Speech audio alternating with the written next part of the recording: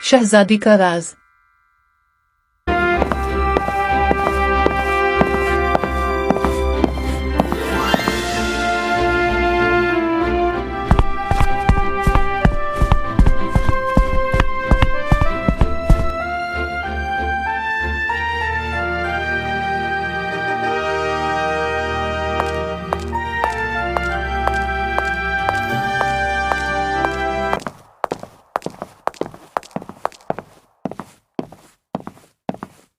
अब सब बाग का अच्छे से ख्याल रखा करें।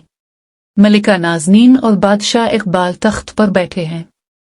मलिका नाज़नीन, सेहर, क्या तुम्हें इल्म है कि कल तुम्हारी शादी की तकरीब है? जी अम्मा, मुझे सब मालूम है। मैं तैयार हूँ। महल में रोज एक न एक आदमी गुम होता जा रहा है। हाँ, मैंने भी सुना है। शहजादी अपने कमरे में बैठी आईने में खुद को देख रही है। शहजादी सेहर धीरे से, रात का वक्त करीब है, वो वक्त जब मैं तब्दील हो जाती हूँ। कोई नहीं जानता, ना अम्मा, ना अब्बा, ना ही फारिस। अचानक कमरे में अंधेरा छा जाता है और सेहर की आंखों में शैतानी रोशनी चमकने लगती। वो एक खौफनाक चुड़ैल में तब्दील हो जाती है। आज रात भी महल के लोग मेरी ताकत का शिकार बनेंगे। जादूगर जिया अपने कमरे में किताबों के दरमियान बैठा कुछ पढ़ रहा है। महल में कुछ न कुछ गलत हो रहा है। हर रात कोई न कोई गायब हो जाता है और उनकी लाशें नहीं मिलते। मुझे इस राज को खोलना होगा। ये क्या? शहजादी सेहर, वो तो एक चुड़ैल बन चुकी है। शहजादी सेहर चुड़ैल के रूप में महल की राहदारियों में चल रही है। इसके हाथों में आग भरी रोशनी है। महल का खादिम खौफ से, शहजादी,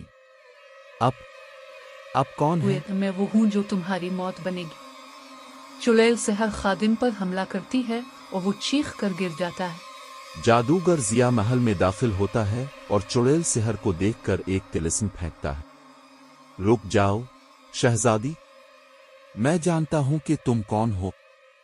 शहजादी, चुड़ैल सेहर गुस्से में, तुम मुझे नहीं रोक सकते जिया। जादूगर जिया और चुड़ैल सेहर के दरमियान जादुई लड़ाई होती है। बादशाह इकबाल और मलिका नाज़नीन चीखों की आवाज सुनकर जाग जाते हैं। ये क्या हो रहा है? सेहर कहाँ है?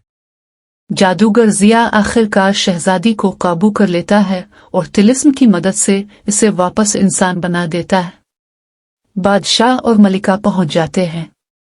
मुझे माफ कर दें अब्बा, मैं इस राज को छुपाना नहीं चाहती थी, लेकिन एक पुराना जादू मेरे खून में है जो हर रात मुझ में शैतानी कुव्वतों को बेदार कर देता है।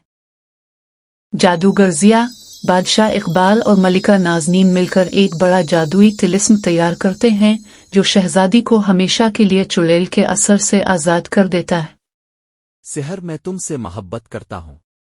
ये तुम्हारी गलती नहीं थी। और आखिर में शहजादी सेहर और शहजादे फारिस की शादी हो जाती।